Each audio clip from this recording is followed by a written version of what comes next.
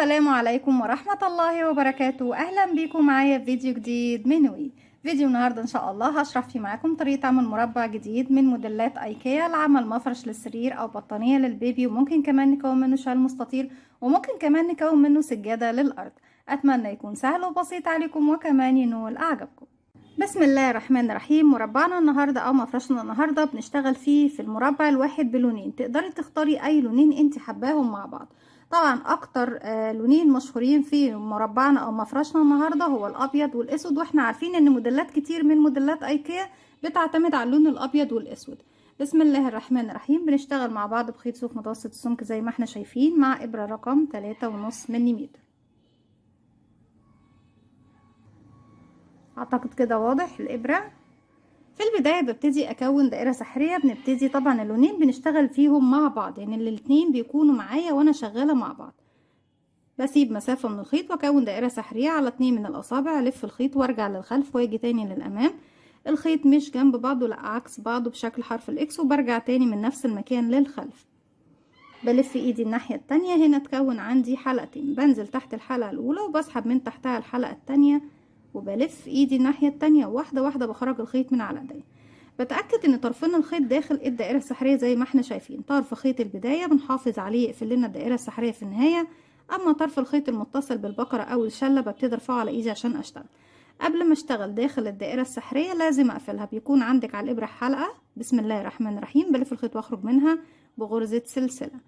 في نفس المكان هرتفع كمان سلسلة، ومش هعتبرهم اي شيء، هم مش معايا حاجة من العدد، لما مجرد بس سنادة بتوصلني لارتفاع مقارب للغرزة الاولى اللي بشتغلها، وهي غرزة العمود بلفة. هبتدي اشتغل مربع مكون من 3 عمود سلسلتين، 3 عمود سلسلتين، 3 عمود سلسلتين، 3 عمود سلسلتين، يعني بكون 4 مجموعات و4 زوايا مكونة من سلسلتين. هلف الخيط على الابرة. معايا حلقة ولفيت لفة بقوا حلقتين. بدخل فراغي داخل الدائرة السحرية، اسحب الخيط واخرج منها. معانا 1 2 3 حلقات على الابرة. بلف الخيط وبخرج من حلقتين، 1 2. اتبقى معايا حلقتين، هلف الخيط واخرج منهم 1 2. بكده بكون عملت عمود بلفة. بلف الخيط وبدخل تاني عمود، كمان عمود، يبقى كده 3 دبل كروشيه. توتشين سلسلتين، 1 2 3 دبل كروشيه. خيط البداية شديه ضيقي مركز او سنتر الدائرة. 3 عمود، 1 2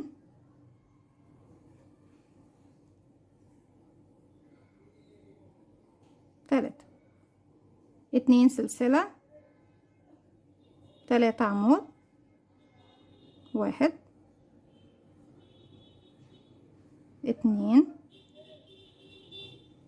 و3. كده 1 2 3 مجموعات، لسه سلسلتين، 1 2 وكمان 3 عمود. دي كده بتكون المجموعة رقم 4 اللي بتقفل لي المربع بتاعي.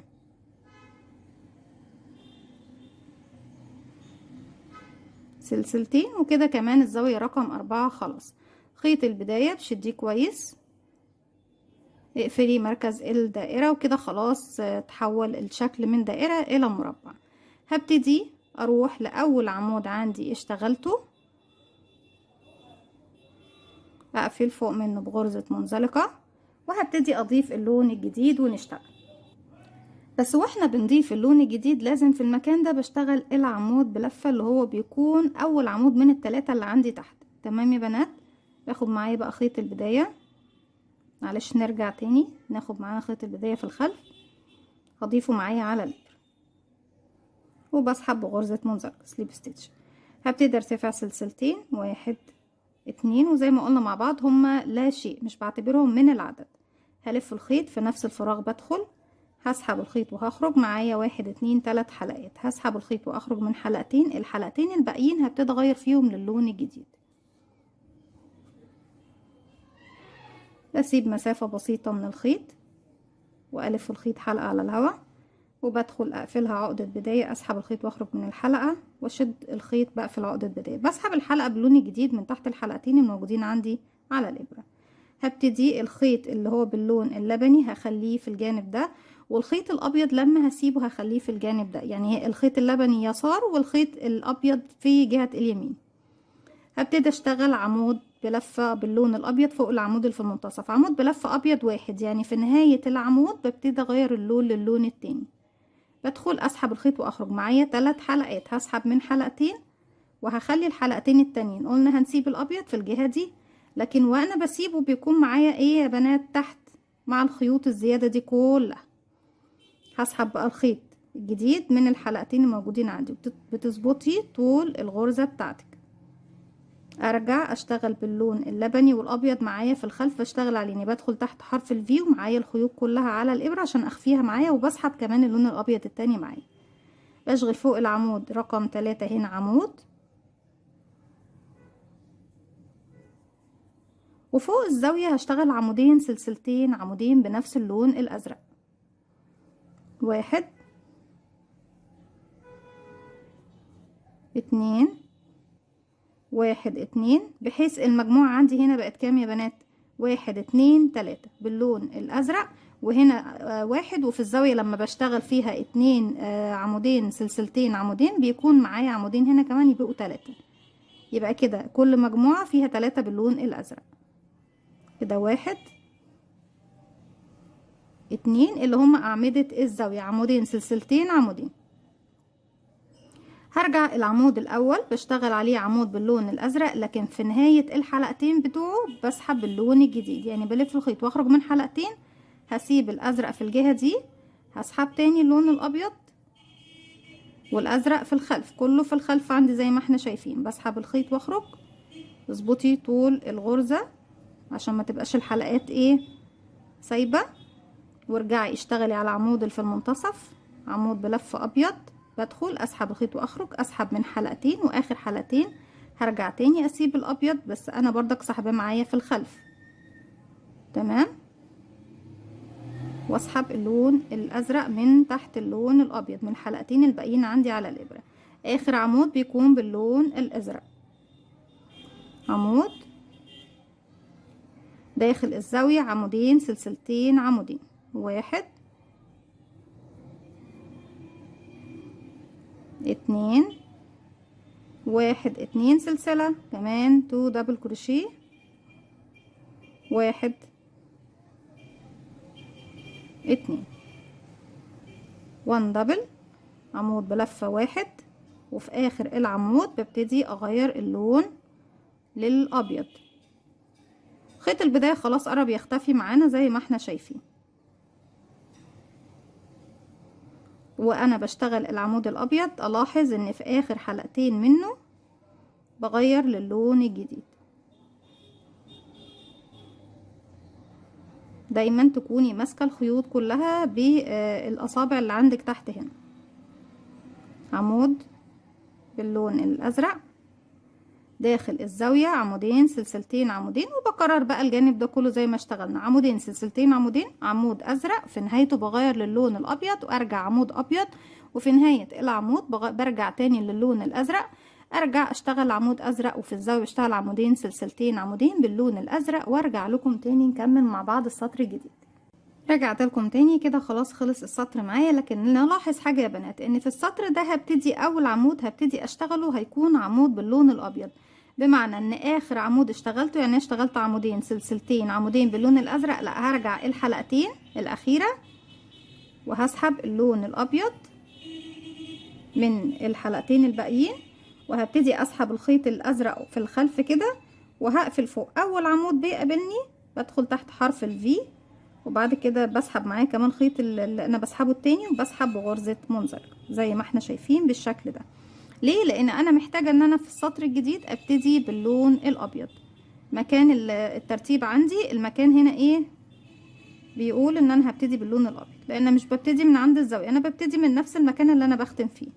هرتفع 1 2 كالمعتاد، وبعدين السلسلتين دول مش بعتبرهم اي شيء من العدد، هشتغل عمود عمود عمود باللون الابيض، يعني 3 عمود باللون الابيض. 1 2، ونلاحظ ان الابيض الاول كان فوق الازرق اللي تحت، تمام، هنا ابيض فوق ابيض، بعد كده ابيض فوق الازرق، وهنا طالما ده اخر عمود فبضطر بعد كده ببتدي اسيب اللون الابيض تحت واسحب تاني اللون الازرق من اخر حلقتين عندي على الابرة. هبتدي اخر عمودين هنا 1 2 بشتغلهم عمودين باللون الازرق، 1 2 داخل الزاوية عمودين سلسلتين عمودين باللون الازرق زي ما احنا ماشيين،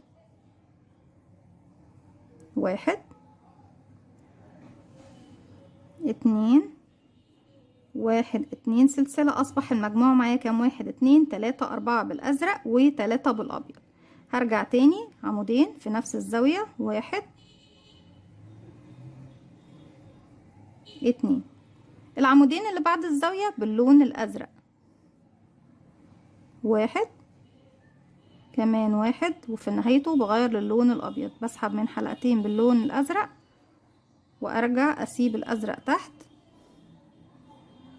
واسحب الحلقتين باللون الابيض. بكرر كلام يا بنات، اللون الابيض بسيبه في الجهة دي واللون الازرق بسيبه في الجهة دي، تمام؟ الخيط بيكون معاكي اللي انت بتسحبيه بتخليه معاكي خلف حرف الفي، يعني بدخل فوق الغرزة اللي بشتغلها ومعايا كمان على الابرة الخيط اللي بسحبه معايا للجهة التانية كده. 1 2 3 في نهاية التلاتة هنسيب الخيط الابيض بس بسحبه معايا تحت واسحب اللبني من الحلقتين الباقيين وارجع تاني اكرر عمودين، 1 2 فوق العمودين اللي تحت. الزاوية بيكون فيها عمودين سلسلتين عمودين بنفس اللون الازرق، 1 2 1 2 سلسلة وكمان عمودين، 1 2 تاني. برجع اكرر باخد العمودين اللي بعد الزاوية بشتغلهم 2 ازرق وبعد كده 1 2 3 ابيض، بعد كده 2 ازرق. داخل الزاوية بيكون فيه 2 عمود 2 سلسلة 2 عمود باللون الازرق، وبفضل اكرر بنفس الطريقة لغاية ما بوصل الى نهاية السطر. هكمل وارجع لكم. رجعت لكم تاني وفي نهاية السطر بردك هبتدي السطر الجديد باللون الابيض، فبالتالي هبتدي اغير في اخر حلقتين عندي. طيب عاوزين نمشي بترتيبة ترتيبة ارقام. تحت كان عندي يعني نخلي الابيض ليه ارقام والازرق ليه ارقام. ابتدينا السطر الاول بتلاتة تلاتة تلاتة تلاتة، تمام؟ 3 غرزة باللون الازرق. السطر اللي بعده بقى عندي هنا لو حسبنا عدد الغرز 3 ازرق 1 ابيض 3 ازرق، تمام؟ 3 ازرق 1 ابيض 3 ازرق، وهتلاقوا كل المجموعات بنفس الطريقة. السطر اللي بعده بقى عندنا يعني بداية من الزاوية يا بنات ماليش علاقة بالسلسلتين، تمام؟ تجاهلوهم تماما. 4 ابيض 4 عفوا 4 ازرق 3 ابيض 4 ازرق 4 ازرق 3 ابيض 4 ازرق، وهكذا كل المجموعات، تمام؟ نبتدي بقى نغير للون الابيض تاني وهقفل بمنزلقة فوق اول غرزة اشتغلتها ومعانا الخيط الازرق.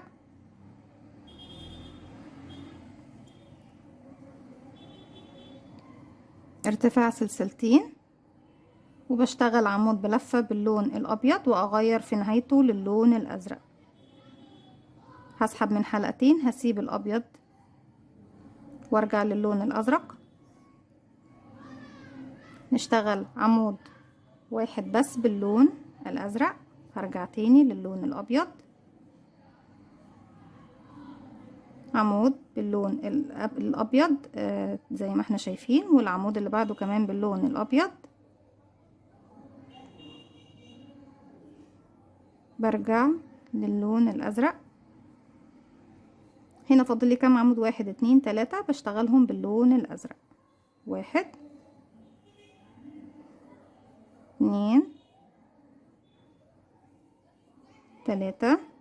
طيب انا محتاجه يكون معايا 4 باللون الازرق، فبالتالي هشتغل عمود من الزاويه. انا في الزاويه بشتغل كام عمود؟ عمودين سلسلتين عمودين، هشتغل منهم 1 باللون الازرق، بقى كده اول عمود باللون الازرق، والعمود التاني هيكون باللون الابيض. باخد سلسلتين 1 2 عفوا قبل ما اخد السلسلتين بشتغل العمود الاول. نشتغل العمود رقم 2 من الزاويه اهو، 1 2 سلسلة، والعمود الاول من الجهة التانية اهو، وفي نهايته هبتدي احول للون التاني واشتغل العمود التاني من الزاوية باللون الازرق. يبقى اشتغلت ايه يا بنات في الجزئية دي؟ معلش يعني انا عايزاكم تركزوا لان هي الخطوة دي بتكون لنا الرسمة بتاعتنا. 1 2 3 4 باللون الازرق، وكان الرابع عمود هو كان اول عمود عندي من الزاوية اللي بشتغل فيها عمودين سلسلتين عمودين، لكن كانوا الاربع اعمدة بشكل مختلف. اشتغلت اول عمود بالازرق، العمودين اللي في المنتصف ما بينهم سلسلتين كانوا ابيض، العمود الاخير كان باللون الازرق. هرجع اشتغل على التلاتة عمود، 3 عمود زيهم. 1 2 3. في نهاية التالت طبعا بنرجع للون الابيض، بنغير للون الابيض. عمودين باللون الابيض. 1 2. بنغير تاني للون التاني. عمود واحد بس ازرق.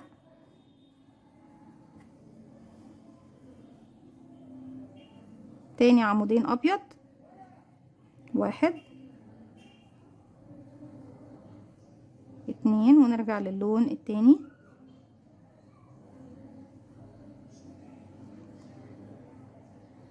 1 2 3 4، اللي هو طبعا العمود رقم 4 بيكون عندي في الزاوية. 1 2 3. وصلنا للزاوية مقسمة بقى، عمودين سلسلتين عمودين. تقسيمتهم بتكون ازاي؟ 1 ازرق، 1 ابيض، سلسلتين ابيض، 1 ابيض، وبعد كده برجع 1 باللون الازرق. يعني كده عمود ازرق بيكمل لي الاربعة. 1 2 3 4.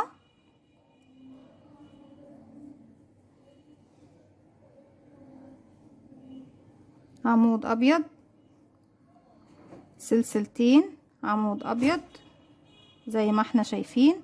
في نهاية العمود الابيض برجع تاني للون التاني،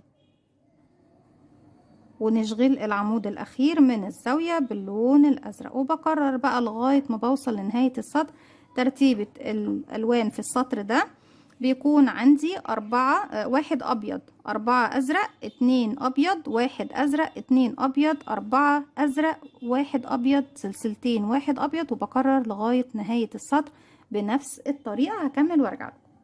رجعت لكم تاني. السطر الجديد هنبتدي فيه باللون الازرق، فبسيب الابيض، وفي اخر حلقتين من العمود الاخير كان باللون الابيض، بسحب تاني اللون الازرق. بقفل بمنزلقة فوق اول غرزة اشتغلتها في السطر. طيب الترتيبة بتاعتنا يا بنات بقى في السطر ده بتكون ايه؟ داخل الزاوية بيكون كلها باللون الاصفر، يعني 2 عمود سلسلتين، 2 عمود باللون الاصفر. تمام؟ يعني هناخد العمودين اللي على اليسار ونحسبهم بقى من العدد في المجموعة بتاعتنا. عمودين باللون الابيض، وبشتغل تاني كمان فوق العمود الاول اللي هو باللون الابيض تحت عمود، يبقوا 3 باللون الابيض. يبقى اول حاجة بنبتديها 3. وبعد كده بشتغل 1 2 3 باللون الازرق. بعد كده بشتغل عمودين ابيض، بعد كده 3 ازرق، بعد كده عمودين ابيض، بعد كده 3 ازرق، بعد كده 3 غرزة عمود ابيض، وطبعا بيكون من ضمنهم الزاوية سلسلتين، ونكرر نفس الخطوة. طيب احنا دلوقتي قلنا هنشتغل 3 ابيض بما فيهم ده 1 2 3 ازرق، بعد كده 2 ابيض، بعد كده 3 ازرق. يعني احنا دلوقتي هنشتغل 3 عمود باللون الازرق. سلسلتين مجرد سلاسل ارتفاع فقط، مش بحسبها من العدد، واشتغل في نفس الفراغ كده عمود، والعمود اللي بعده عمود يبقى 2، العمود اللي بعده عمود يبقوا 3، وفي نهاية العمود رقم 3 برجع تاني للون التاني.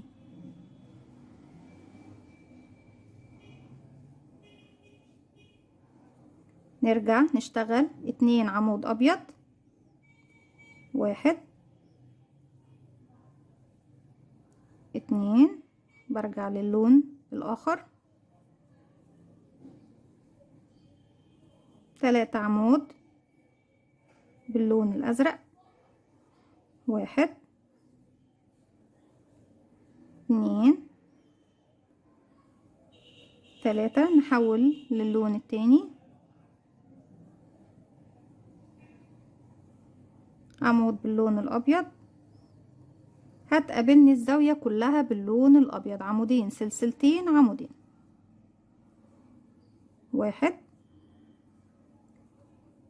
2 1 2 سلسلة 1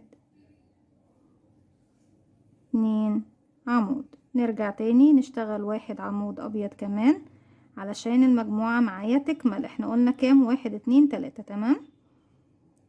في نهاية العمود الثالث ببتدي اغير للون التاني،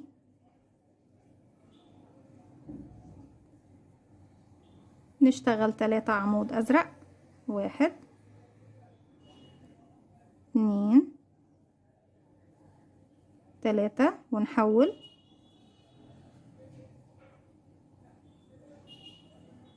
2 عمود ابيض، 1 2 ونحول، 3 ازرق، 1 2 3 ونحول، 2 ابيض، 1 2 نغير، 3 ازرق، 1 2 3 ونغير،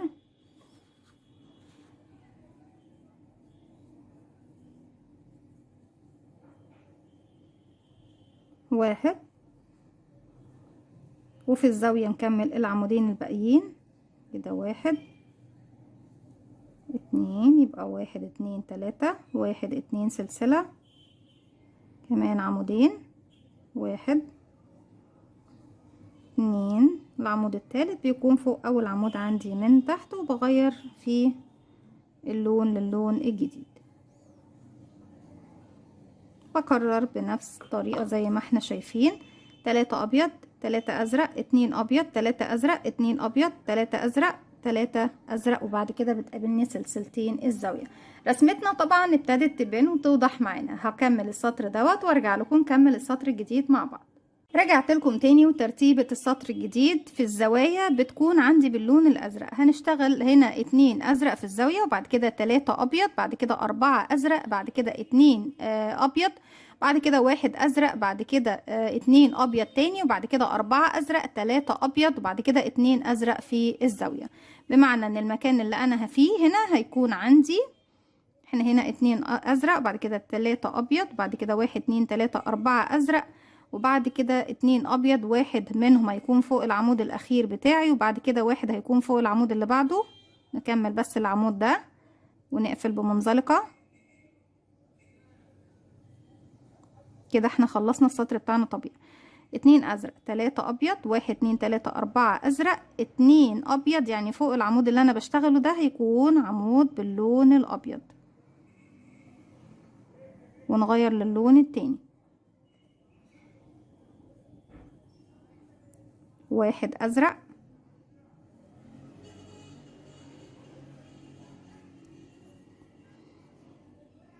2 باللون الابيض، 1 2 4 ازرق، 1 2 3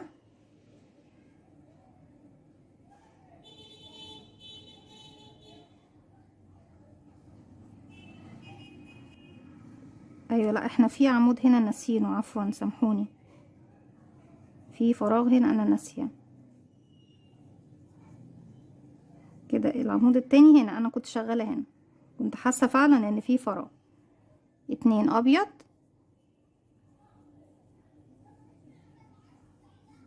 بعد كده 4 ازرق، بنبتديهم من فوق الابيض اللي تحت. 1 2 3 4 كده صح العدد. نحول للون التاني، 3 باللون الابيض فوق 3 ابيض، 1 2 3. نرجع تاني للون التاني، 2 ازرق، 1 2 سلسلتين، 1 2 ونرجع تاني 2 ازرق، وبيكونوا بقى بداية المجموعة عندي هنا. يبقى نبتدي بقى من هنا في خط كامل 2 ازرق،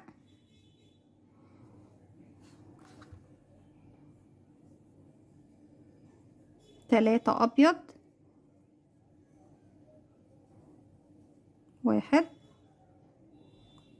2 3 4 باللون الازرق، 1 2 3 4 2 ابيض،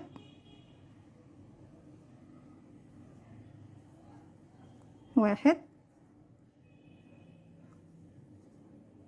2 3 باللون الازرق، لا عفوا 1 بس يا بنات باللون الازرق، 1 ازرق، نرجع تاني 2 ابيض، 1 2 4 ازرق، 1 2 3 4. بعد كده 3 باللون الازرق، 3 باللون الابيض و2 باللون الازرق، 1 2 3. نرجع تاني للازرق ونشتغل بيه الزاوية بتاعتنا كلها. 2 ازرق، 1 2 سلسلتين ونكمل الزاوية، 2 عمود باللون الازرق، 1 2. وطبعا بنغير في نهايته علشان نشتغل ال3 اللي جايين باللون الابيض زي ما احنا شايفين طبعا بالشكل ده اهو. 2 ازرق، 3 ابيض، 4 ازرق، 2 ابيض، 1 ازرق، 2 ابيض، 4 ازرق، 3 ابيض، 2 ازرق. وبعد كده بنبتدي نكمل نكرر ده في الخط ده وده وده لغاية ما بنوصل لنهاية السطر. هكمل وارجع لكم نشتغل السطر الجديد مع بعض. رجعت لكم تاني، وفي نهاية السطر بنشتغل السطر الجديد بدايته باللون الابيض، فبالتالي انا مكملة باللون الابيض بقفل بس بمنزلقة،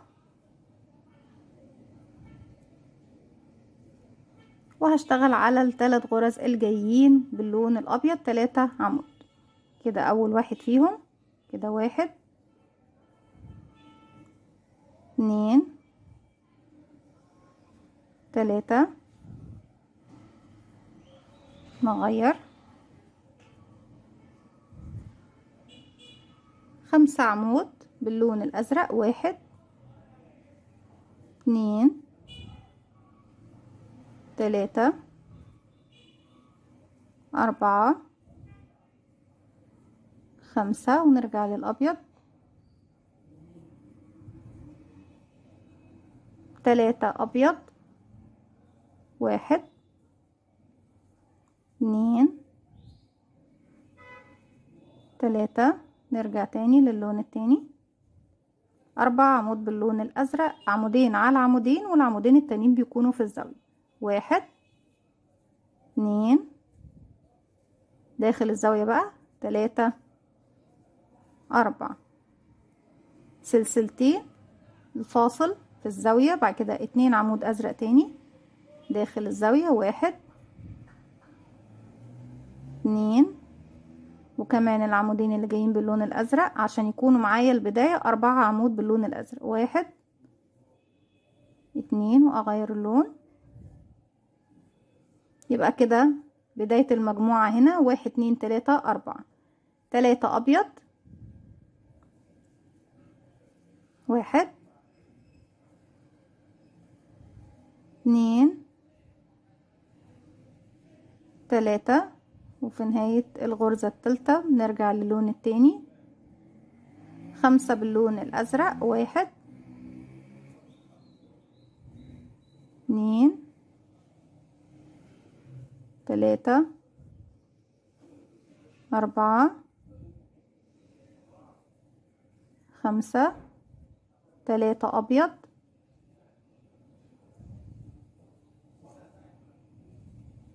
1 2 3 5 ازرق، 1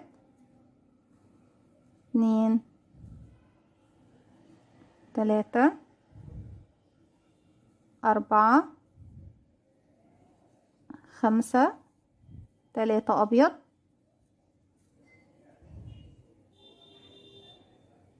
1 2 3 وبعد كده 4 باللون الازرق، 2 عمود على العمودين اللي في الاخر دول، و2 عمود داخل الزاوية. 1 2 وداخل الزاوية عمودين سلسلتين عمودين، العمودين الاولانيين بيكونوا مع المجموعة هنا، العمودين اللي في الاخر بيكونوا مع المجموعة التانية كده. 1 2 1 2 سلسلة كمان، 1 2 وبكرر على الجوانب كلها بنفس الطريقة. زي ما احنا شايفين الوردة بتاعتنا خلاص اتقفلت، والاشكال اللي بتكون لي مربع او دائرة في المنتصف برضك ابتدت تتكون. زي ما احنا شايفين العدد او التكرار بتاعنا كان 4 ازرق 3 ابيض 5 ازرق 3 ابيض 5 ازرق 3 ابيض 4 باللون الازرق. بكرر دوت لغاية ما بوصل الى نهاية السطر، وارجع لكم نبتدي السطر الجديد مع بعض. ده السطر رقم 7، فاضل لنا سطرين بس، رقم 8 ورقم 9، وبتكون الوحدة بتاعتنا تمام. طريقة التشبيك بتشبكيها بالخيط وبالإبرة باستخدام غرزة المنزلقة. الاتنين موجودين عندنا على القناة، اللي يحب يراجعهم أتمنى ان هم ينولوا اعجابكم. رجعت لكم تاني السطر الجاي، بنبتدي باللون الازرق. 1 2 سلسلة وعمود باللون الازرق، وبنغير بعد ما نخلص نصف العمود زي ما احنا شايفين باللون الابيض من اخر حلقتين بنخرج. نبتدي نشتغل عمود باللون الابيض واحد بس، نرجع تاني للون التاني. 5 عمود ازرق، 1 2 3 4 5 نرجع للون التاني. 3 ابيض، 1 2 3 ونغير في اخر العمود للون التاني. 5 ازرق، 1 2 3 4 5. في الزاوية بنشتغل باللون الابيض عمودين سلسلتين عمودين باللون الابيض كده، 1 2 وطبعا بيكمل لي المجموعة هنا اللي هي بتكون جهة اليسار. 1 2 والعمودين اللي جايين بردك باللون الابيض بيكونوا اول عمودين من المجموعة اللي على الجهة التانية. 2 ابيض، 5 ازرق، طبعا احنا الاتنين الابيض كانوا في الزاوية عملناهم خلاص. 1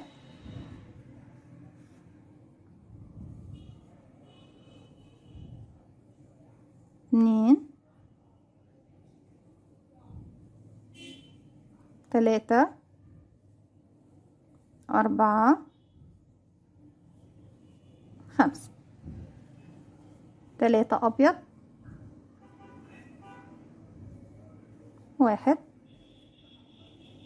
2 3. 5 ازرق،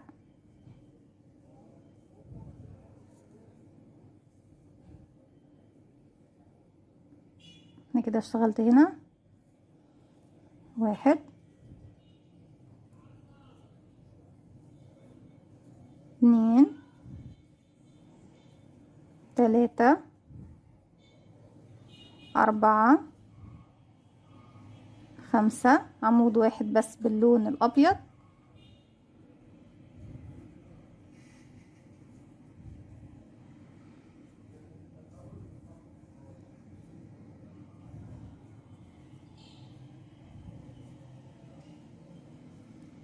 نرجع تاني 5 ازرق، 1 2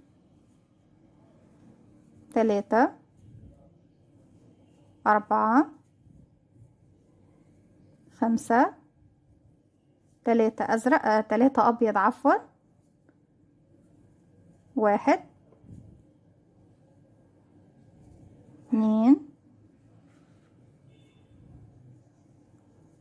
3 ونرجع تاني 5 باللون الازرق،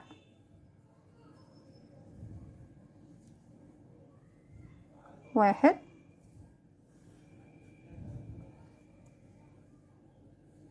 2 3 4 5. نرجع تاني بنكرر 2 عمود باللون الابيض داخل الزاوية، 1 2، وطبعا عشان اروح للاتجاه التاني سلسلتين وكمان عمودين باللون الابيض بيكونوا اول عمودين من جهة اليسار. طبعا احنا هنا هنغير للون التاني،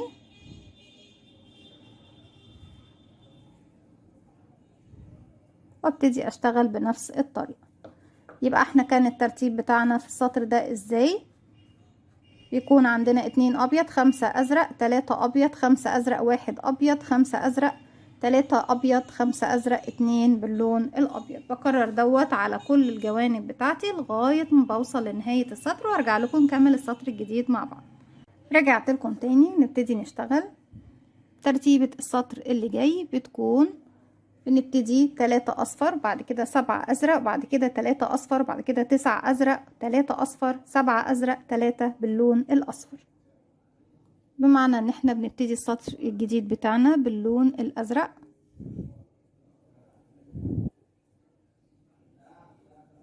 واحد، اتنين، نبتدي نشتغل اول عمود،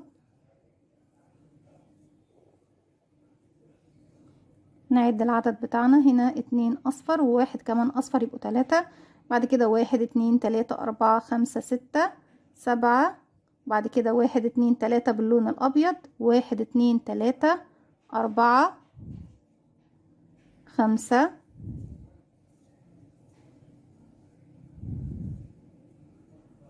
6 7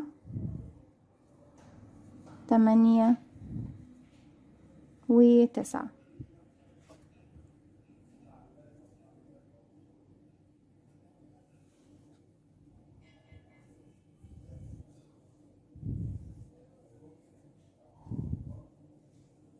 تلاتة أبيض،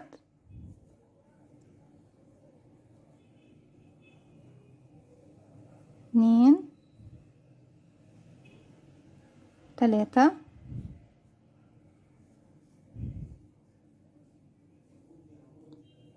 7 باللون الأزرق، 1 2 3 4 5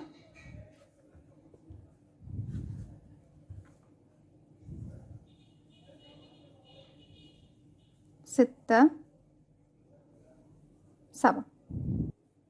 3 باللون الأبيض بنبتديهم بآخر عمود عندي هنا في المجموعة اللي تحت، وبعد كده ببتدي أشتغل الزاوية، عمودين سلسلتين عمودين بالأبيض. العمودين اللي على اليمين بيكونوا مع المجموعة دي، العمودين اللي على اليسار بيكونوا مع المجموعة دي.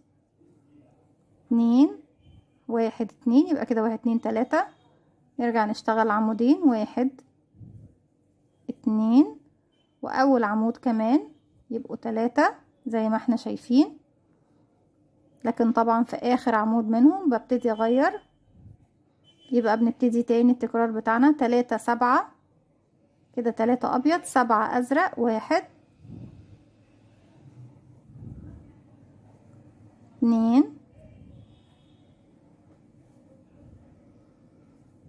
3 4 5 6 7 3 أبيض، 1 2 3 9 باللون الازرق. 1 2 3 4 5 6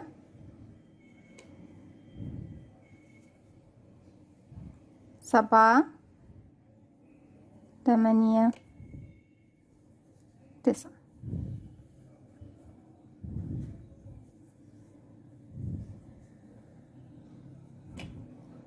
نبتدي نشتغل 3 ابيض. 1 2 3 7 ازرق. 1 2 3 4 5 6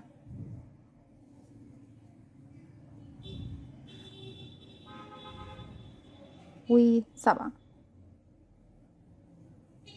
العمود الاول من التلاتة اللي على اليسار كده عمود، وبعد كده زي عمودين في الزاوية. 1 2 يبقوا 1 2 3 سلسلتين، وبكمل 3 عمود. 1 2 داخل الزاوية وعمود على عمود الاول يبقوا 3.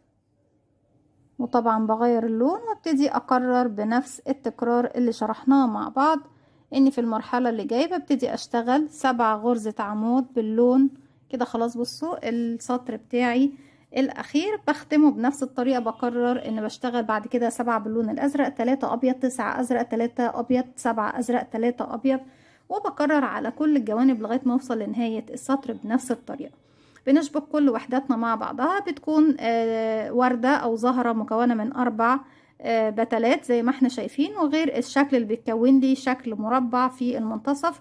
ده بيكون كده جزء من المربع، وفي جزء تاني زيه هنا، وجزء هنا، وجزء هنا، فبيقفل لي ايه شكل مربع في المنتصف. بكده بكون قدمت معاكم احدث اشكال مفارش ايكيا للسرير او للسجاد، وهي طبعا بتكون موديل من موديلات التبستري، سهلة وبسيطة، واتمنى تكون سهلة وبسيطة عليكم وكمان تنول اعجابكم. ما تنسوش فضلا ليس امرا اذا عجبكم الفيديو تدعموني بلايك وشير وسبسكرايب، واستنوني في فيديو جديد من وما تنسوش كمان تفعلوا زرار الجرس يوصلكم مني كل جديد. السلام عليكم ورحمة الله وبركاته.